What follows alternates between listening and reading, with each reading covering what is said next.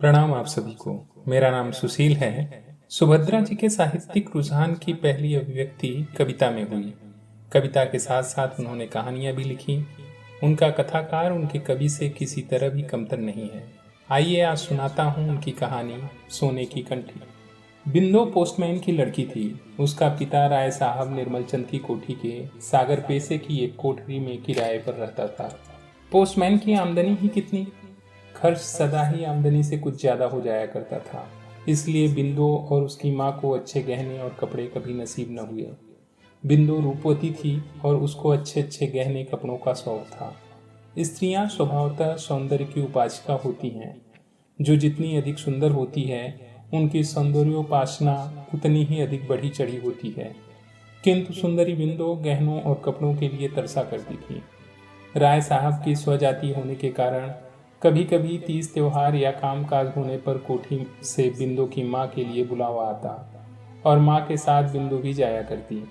वहाँ राय साहब की लड़कियों को खूब सजी धजी देखकर उनके चमकते हुए हीरे मोती के गहने और दृष्टि को फिसला देने वाली रेशमी कपड़ों को देखते ही वह अधिक क्षुब्ध हो जाया करती। विशेषकर इसलिए और भी कि राय साहब की लड़कियां सुंदर न थीं। गहने कपड़े उनके शरीर पर ऐसे जान पड़ते जैसे कि किसी ठूंठ के साथ लपेट दिए गए हों। बिंदु की राय थी कि अच्छे कपड़े और गहने पहनने का अधिकार उन्हीं को होना चाहिए जो सुंदर हों। कुरूप स्त्रियों का श्रृंगार तो श्रृंगार का उपहास और कला का अनादर है। राय साहब की लड़कियों से गहने कपड़े की प्रतियोगिता में हार कर बिंदु हताश न होती।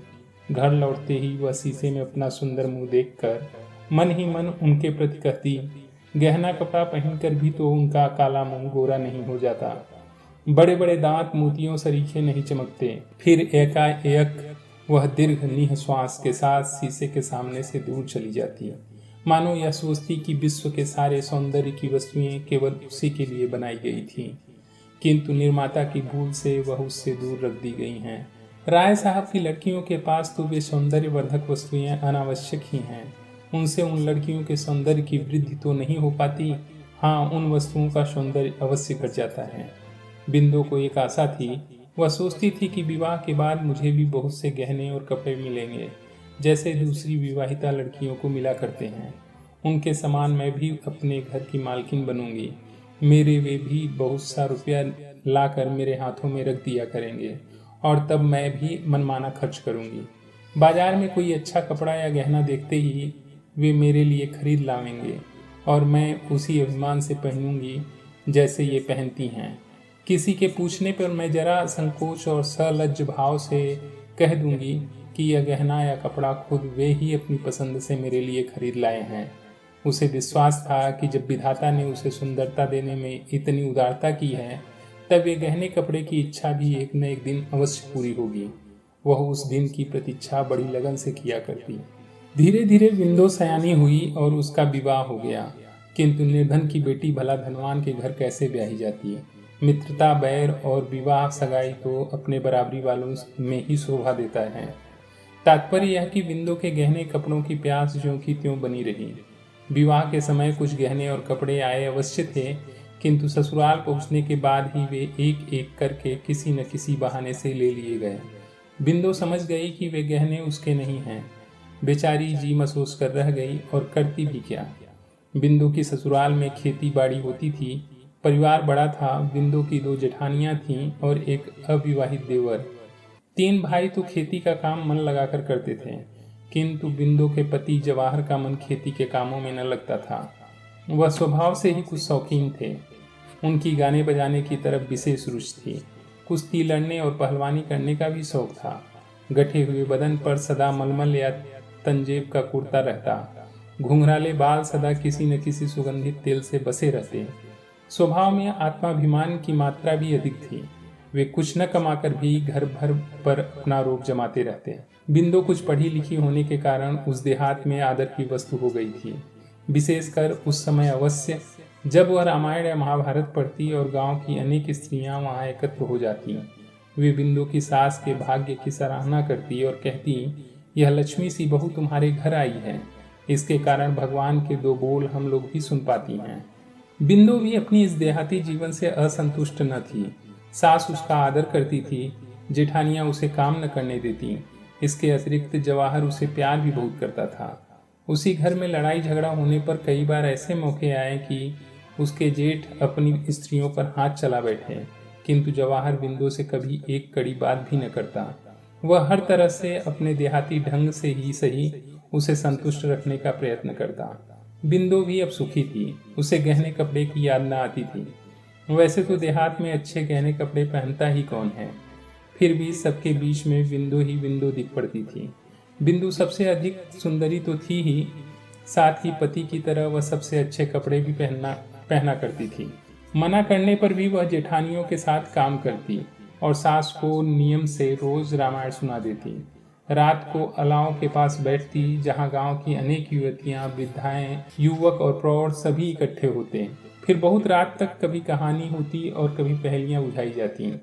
वहां दिन भर के परिश्रम के बाद सब लोग कुछ घंटे निश्चिंत होकर बैठते। उस समय कहानी और पहेली के अतिरिक्त किसी को कोई भी चिंता न रहती थी। सवेरे नदी का नहाना भी कम आनंद देने वाला न रहता। बूढ़ी युवती, बहू, बेटी सब इकट्ठी होकर नहाने जाती। रास्ते में हंसी मखौल और तरह तरह की बातें होती। बिंदु भी उनके साथ जाती। नदी में नहाना उसे विशेष प्रिय था और कभी कभी जब वह बिरहा गाते हुए दूर से आती हुई अपने पति की आवाज़ सुनती, या जब वह देखती कि उसका पति अपनी मस्त आवाज़ में खुदा गवाह है हम तुमको प्यार करते हैं गा रहा है, तो उसे ऐसा प्रतीत होता कि जवाहर उसी को लक्ष्य करके कह रहा है। तात्पर्य यह कि बिंदु पूर्ण सुखी थी, अब उसकी कोई और इच्छा न थी। एक बार बिंदु की माँ बीमार पड़ी। माँ की सेवा करने के लिए बिंदु को लगातार 4-5 महीने नैहर में रहना पड़ा। फिर उसकी आंखों के सामने वही राय साहब की लड़कियां और वही गहने कपड़ों का प्रदर्शन होने लगा। उसकी सोई हुई आभूषणों की आकांक्षा फिर से जाग उठी। वह सोचने लगी, क्या इस जीवन में मेरी अभिलाषा कभी पूरी न होगी? तो फिर ईश्वर ने मुझे इतना रूप ही क्यों दिया? किंतु विधि के विधान पर किसका जोर चलता? राय साहब निर्मल चंद 40 के उस पार पहुंच चुके थे, फिर भी उनमें रसिकता की मात्रा आवश्यकता से अधिक थी। वे प्रायः सिनेमा देखने जाया करते थे, किसी अच्छी कहानी या एक्टिंग के लिए नहीं, केवल सुंदर चेहरों को देखने के लिए। उन्होंने सब तीर्थ भी कर डाले थे और प्रायः पर्वों पर सब काम छोड़कर भी वे स्नान घाटों पर पहुंच जाते थे। किसी प्रकार के पुण्य लाभ की उन्हें इच्छा रहती थी या नहीं, यह तो ईश्वर जाने, किंतु स्नान करती हुई युवतियों के अंग प्रत्यंग की ताक झांक की उत्कट इच्छा उनके चेहरे पर कोई भी साफ देख सकता था। वे कश्मीर और नैनीताल भी अक्सर गर्मी की छुट्टियों में जाया करते थे, किंतु वे जलवायु परिवर्तन के लिए जाते थे या और किसी उद्देश्य से, यह नहीं कहा जा सकता। वे सुंदर स्त्रियों के पीछे अनायास ही मीलों का चक्कर अवश्य लगा आते थे। वे बहुत कुरूप थे, इसलिए सुंदरी की बात तो अलग रखिए, कोई कुरूप से कुरूप स्त्री भी उनकी तरफ आंख उठाकर देखने में अपना अपमान समझती थी। इसलिए प्रायः गंदे मजाक करके ही वे अपनी वासना की तृप्ति कर लिया करते थे। इसके अतिरिक्त वे परोपकारी भी थे। उनके घर एक नामी गिरामी वैद्यराज रहा करते थे, जो राय साहब के मित्रों और उनके आश्रित निर्धनों का मुफ्त इलाज करते थे। उनका दवाखाना राय साहब की बैठक से लगा था।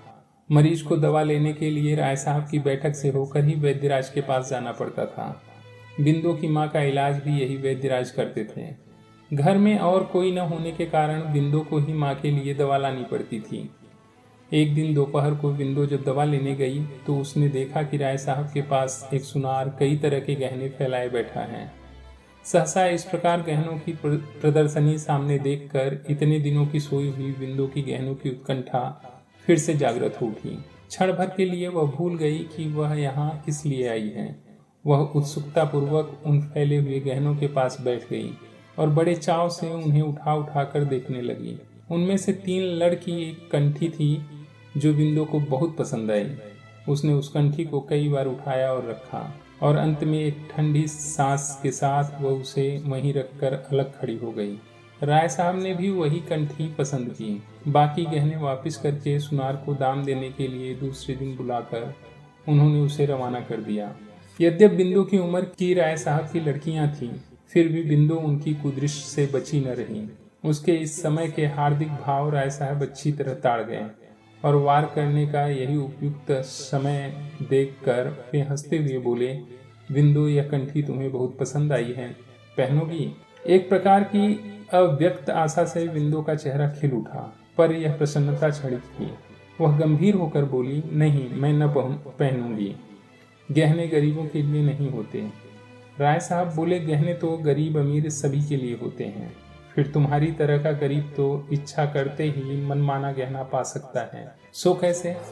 बिंदु ने पूछा। गहनों की इच्छा तो मुझे सदा से रही है, पर वे मुझे कभी नहीं मिले और न जीवन भर मिलेंगे, यह मैं अच्छी तरह जानती हूँ। राय साहब धीरे धीरे बिंदु की तरफ आते हुए बोले, जीवन भर की बात तो अलग रही बिंदु, यह कंठी तुम्हें इसी समय मिल सकती है। केवल तुम्हारी इच्छा करने भर की देर है। तुम्हारे ऊपर एक क्या ऐसी लाखों कंठियां निछावर की जा सकती हैं। पर बिंदु, यदि तुम भी मेरे मन को समझती। राय साहब के आरक्त चेहरे और हिंसक पशु की तरह आंखों को देखते ही बिंदु सिहर उठी और 2 कदम पीछे हटकर बोली, आप मुझे दवा दिलवा दें, मैं जाऊं, अम्मा अकेली हैं। उसने इस बातों को इतने जोर जोर से कहा जिससे अंदर आवाज पहुंच सके।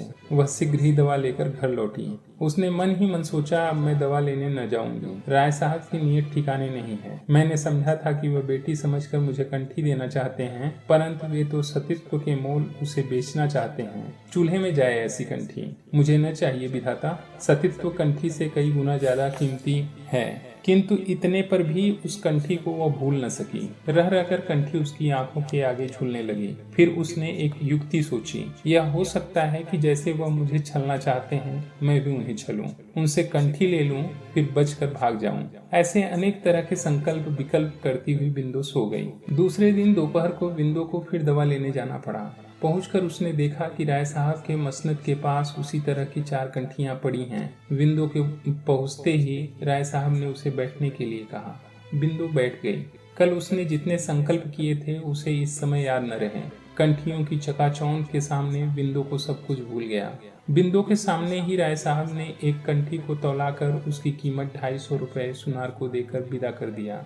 बिंदु चकित दृष्टि से कभी उस कंठी की ओर और कभी उन रुपयों की तरफ देखती थी। व्यापारी के जाते ही जैसे उसकी तंद्रा टूटी। वह उठकर खड़ी हो गई, बोली, दवा दिलवा दीजिए, मैं जाऊं, देर हो रही है। अभी कहाँ की देरी होने लगी। कहते कहते राय साहब ने एक कंठी बिंदु के गले में पहना दी और उसे जबरन पकड़कर एक बड़े शीशे के सम्मुख खड़ा कर दिया। फिर उसकी तरफ सतृष्ण नेत्रों से देखते हुए बोले, अपनी सुंदरता देखो, वहाँ बिंदु है और या कोई दूसरी। बिंदु मंत्रमुग्ध सी देखती रह गई।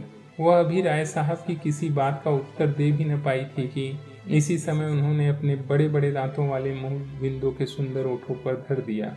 बिंदु को जैसे बिच्छू ने डंक मार दिया हो। वह घबराई, किंतु कुछ वश न चला।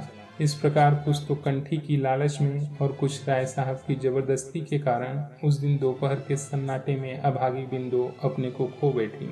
बेचारी को उस कंठी की बहुत बड़ी कीमत देनी पड़ी, परंतु उसके बाद फिर राय साहब के घर दवा लेने कभी न गई।